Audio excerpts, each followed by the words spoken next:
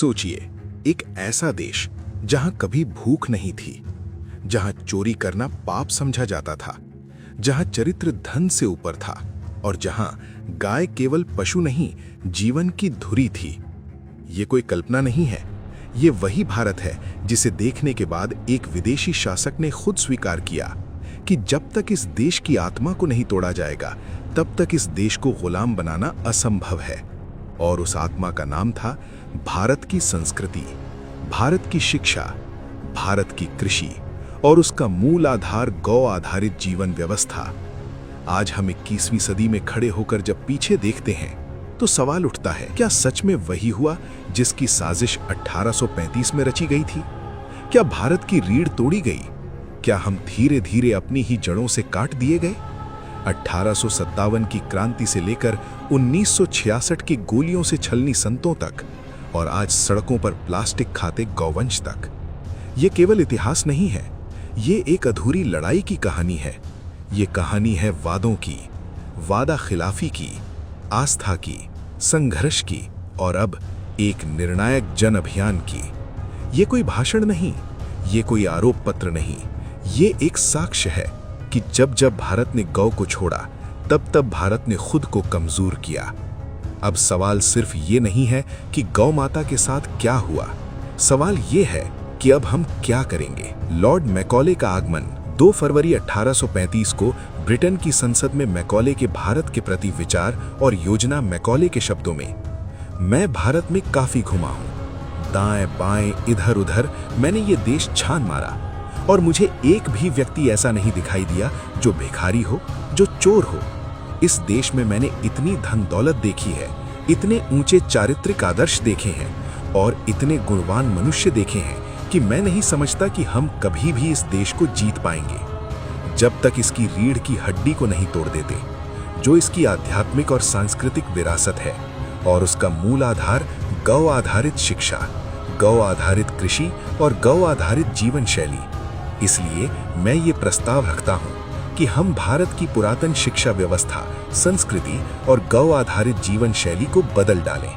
अगर भारतीय ये सोचने लग जाएं कि जो भी विदेशी और अंग्रेजी है वो अच्छा है और उनकी अपनी चीजों से बेहतर है, तो वे अपने आत्म गौरव, आत्मसम्मान और अपनी ही संस्कृति को भुलाने लगेंगे और वैसे बन जाएंगे जैसा हम चाहते हैं, एक पूर्ण रूप से गुलाम भारत। अंग्रेज द्वारा भारत पर सत्ता। अंग्रेजों ने भारत में प्रशासन की शुरुआत 1757 में प्लास के युद्ध के बाद ईस्ट इंडिया कंपनी के जरिए की, जिसने राजनीतिक सत्ता हासिल की। 1857 मंगल पांडे जाति से ब्राह्मण थे, अंग्रेजों की फौज में सैनिक थे। एक दिन मार्ग से निकलते हुए प्यास लगी, खूब चले लेकिन कोई कुआं नहीं दिखा। अचानक एक बहन कुएं पर पानी भरती दिखी। उस बहन ने मंगल पांडे की ओर देखकर मुंह फेर लिया। तब मंगल पांडे जी ने पूछा, बहन, मैं आपसे कुछ कह रहा हूं, मुझे पानी पिला दो। उस बहन ने स्पष्ट मना किया कि हम आपको पानी नहीं पिला सकते।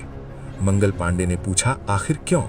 मैं जाति से ब्राह्मण हूँ, स्नान पूजा पाठ करके आया हूँ और आप हमें पानी देने से मना कर रहे हैं, आखिर कारण क्या है? तब उस बहन ने कहा कि आप जिन अंग्रेजों की फौज में कार्य करते हैं, वहाँ बंदूक की गोली का कारतूस बनाने के लिए गौ माता की चर्बी का प्रयोग करते हैं। आप मुंह से कारतूस निकालते हैं, आपका धर्म भ्रष्ट हो चुका है। इतना सुनते ही मंगल पांडे की प्यास बुझ गई। उसी समय मंगल पांडे आर्मी कैंप में गए और लेफ्टिनेंट ह्यूम और कर्नल बम दोनों को गोली से छलनी कर दिया। उसी दिन से शुरू हुआ 1857 की क्रांति का उठाव। मंगल पांडे ने गौ की चर्बी लगे कारतूस के इस्तेमाल के खिलाफ विद्रोह किया। उनके इस कार्य ने मारो फिरंगी को नारे के साथ 1857 के विद्रोह की चिंगारी भड़का दी। 1945 आजादी से पूर्व लोगों को आश्वासन। महात्मा गांधी गाय को भारतीय संस्कृति का अभिन्न अंग बताते थे और सरदार पटेल गाय को भारतीय संस्कृति का अभिन्न अंग मानते थे।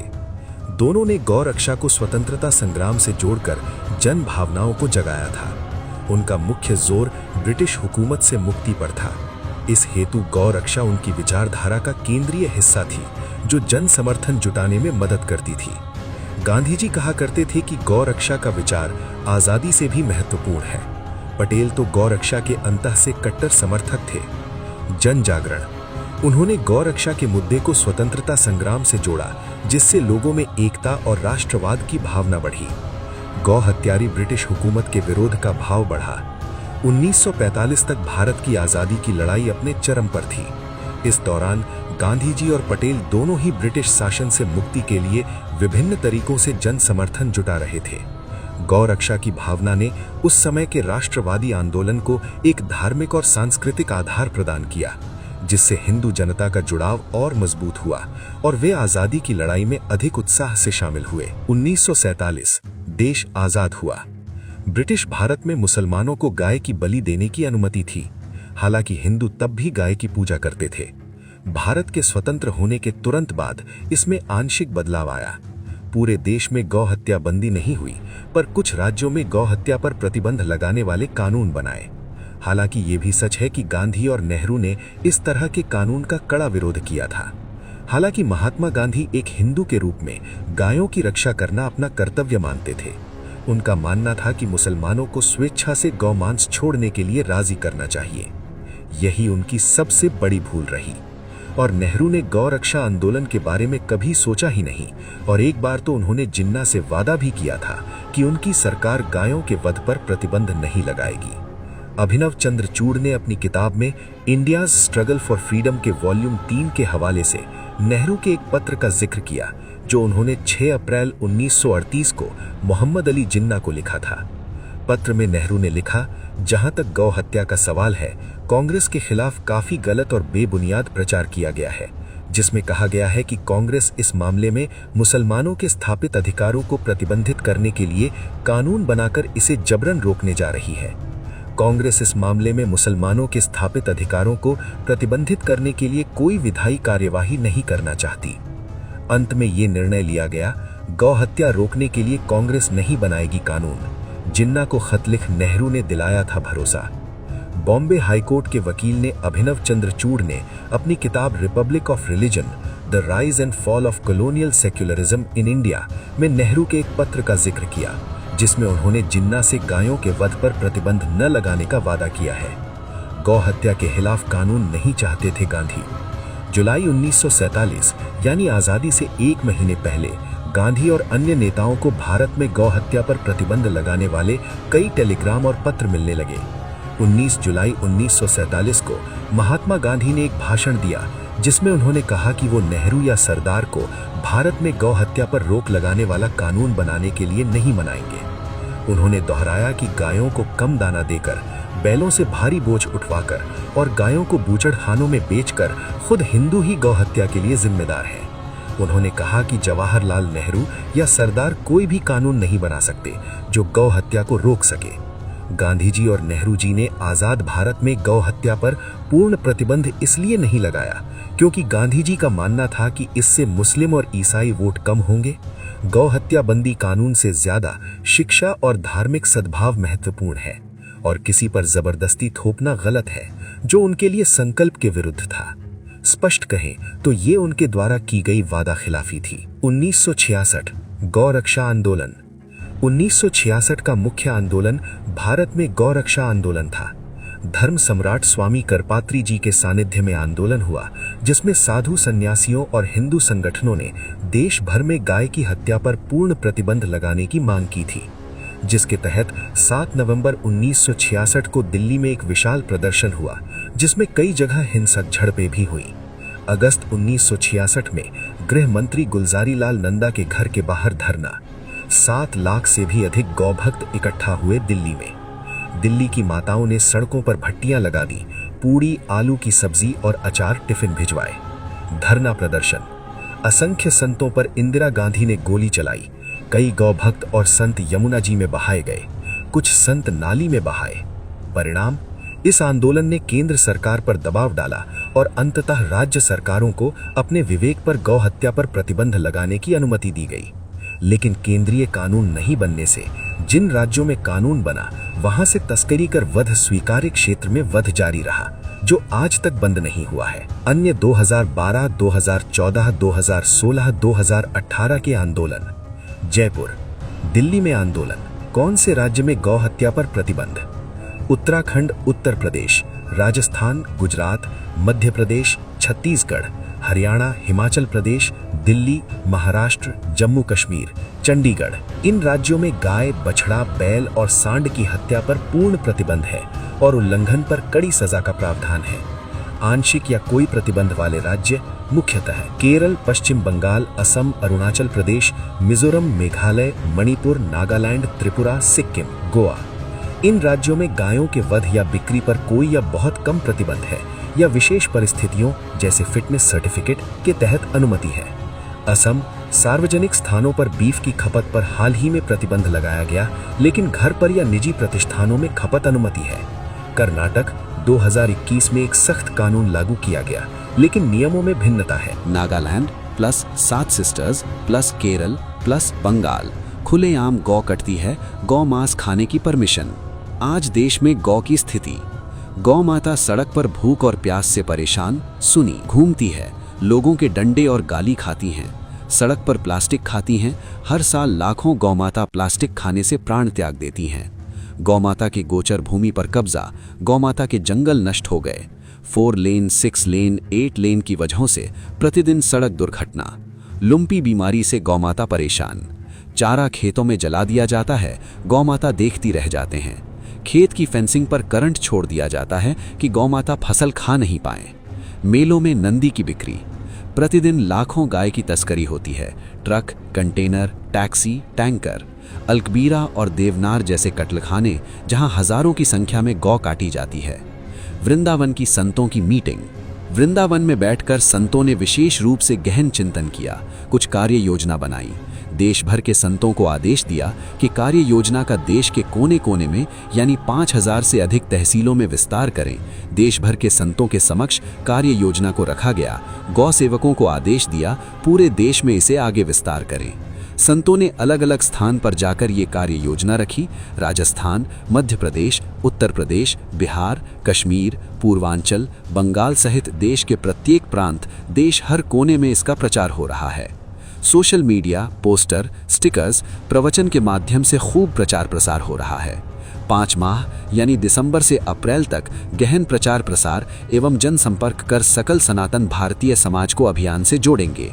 पूर्ण तैयारी कर दिनांक 27 अप्रैल 2026 यानी सोमवार को उस क्षेत्र के सभी गौभक्तों एवं संतों के साथ मिलकर तहसील ब्लॉक मुख्यालय जाकर तहसीलदार, एसडीएम को माननीय राष्ट्रपति महोदया, भारत के प्रधानमंत्री महोदय, राज्य के माननीय राज्यपाल महोदय, राज्य के मुख्यमंत्री महोदय के नाम गौ सेवा, गौ सुरक्षा और गौ सम्मान के निमित्त प्रार्थना पत्र देंगे।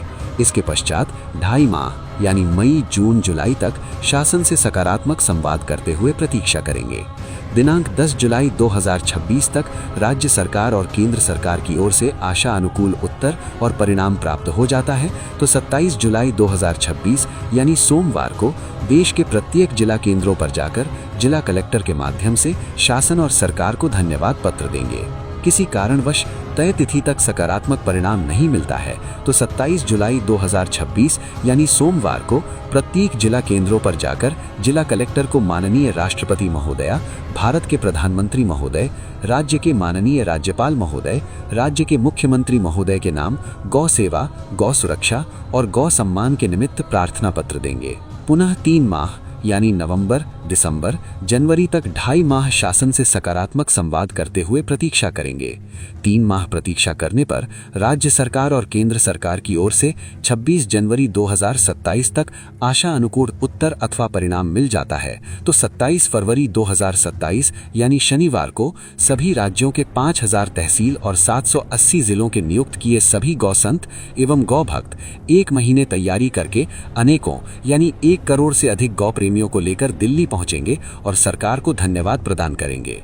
अगर किसी भी कारण से गौ सेवा, गौ सुरक्षा और गौ सम्मान हेतु 26 जनवरी 2027 तक भी सरकार की ओर से सकारात्मक गौ कार्य नहीं होता है तो 36 प्रांतों के 780 जिलों, 5000 तहसीलों के नियुक्त किए सभी गौसंत एवं गौ भक्त 1 महीने तैयारी करके अधिकाधिक गौ प्रेमियों को लेकर दिनांक 27 फरवरी 2027 यानी शनिवार को राष्ट्र की राजधानी दिल्ली पहुंचकर शांतिपूर्ण तरीके से संकीर्तन करते हुए गौ सेवा, सेवा, गौ सुरक्षा एवं गौ सम्मान के लिए केंद्र सरकार से नियमित पत्र लेखन के माध्यम से आह्वान करेंगे।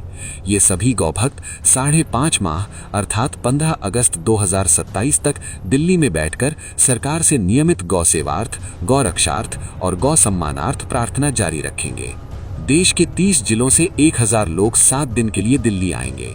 उनके 2 कार्य: गौमाता का संकीर्तन, पीएम को एक व्यक्ति रोज के 10 पत्र लिखेगा, इस प्रकार से 3 लाख पत्र रोज लिखे जाएंगे। इस प्रकार से 5 करोड़ 40 लाख पत्र 6 माह में लिखे जाएंगे। इस संकीर्तन सभा में देश के प्रत्येक जिले से 7-7 दिन का समय लेकर अलग अलग तिथियों पर अलग अलग जिलों के गौप्रेमी, गौसंत तथा कार्यकर्ता शामिल होंगे। 5.5 माह कीर्तन सहित प्रार्थना और प्रतीक्षा करने पर 15 अगस्त 2027 को प्रधानमंत्री जी लाल किले की प्राचीर से गौ सेवार्थ, गौ रक्षार्थ और गौ सम्मानार्थ उचित समाधान कर देते हैं तो सभी गौभक्त सरकार को धन्यवाद देकर लौट जाएंगे। उपरोक्त 4 चरणों में यानी तहसील, जिला, राज्य और केंद्र में 16 माह तक शांतिपूर्ण प्रार्थना करने पर भी सरकार की ओर से गौ सेवार्थ, गौ रक्षार्थ और गौ सम्मानार्थ उचित उत्तर और आशा अनुकूल परिणाम नहीं मिले तो 16 अगस्त 2027 को सोमवार को 5-5 गौभक्त और संत आमरण अनशन पर बैठेंगे। अनशन में किसी एक गौ सेवक के गौहित प्राण जाने पर उसकी जगह दूसरे गौ प्रेमी संत या भक्त आमरण अनशन पर बैठेंगे। ये क्रम तब तक जारी रहेगा जब तक गौ सेवा, गौ सुरक्षा और गौ सम्मान नहीं मिल जाता। ये अभियान किसी एक संत की नहीं है, ये अभियान किसी एक संगठन की नहीं है, ये अभियान किसी धर्म की नहीं है, ये अभियान भारत की आत्मा की है। आज गौमाता सड़क पर है, कल शायद हमारी पहचान सड़क पर होगी। आज वो प्लास्टिक खाकर मर रही है, कल हमारी पीढ़ियां जहर खाकर जिएंगी। आज उसके जंगल छीने गए हैं, कल हमारी धरती छीनी जाएगी। इतिहास गवाह है, 1857 में जब गौ की अस्मिता को चोट लगी तो एक सैनिक ने विद्रोह कर दिया। 1966 में जब संतों ने आवाज उठाई तो गोलियां चली। और आज फैसला हमें करना है। क्या हम भी इतिहास का एक मूक पन्ना बनेंगे या वो पीढ़ी बनेंगे जिसने कहा अब नहीं। अब ये अभियान याचना नहीं है, ये टकराव नहीं है, ये शांत, संगठित, संवैधानिक और निर्णायक संकल्प है। तहसील से लेकर दिल्ली तक, पत्र से लेकर संकीर्तन तक, प्रार्थना से लेकर आमरण अनशन तक, हर चरण ये कह रहा है, हम थकेंगे नहीं, हम टूटेंगे नहीं और हम तब तक रुकेंगे नहीं जब तक गौ सेवा, गौ सुरक्षा और गौ सम्मान राष्ट्र की नीति नहीं बन जाती। 15 अगस्त 2027 ये केवल एक तारीख नहीं है, ये एक परीक्षा है, सरकार की भी और समाज की भी। क्योंकि जो राष्ट्र अपनी माता की रक्षा नहीं करता वो राष्ट्र इतिहास में नहीं केवल किताबों में बचता है। अब निर्णय आपके हाथ में है, या तो हम देखेंगे या इतिहास बनाएंगे।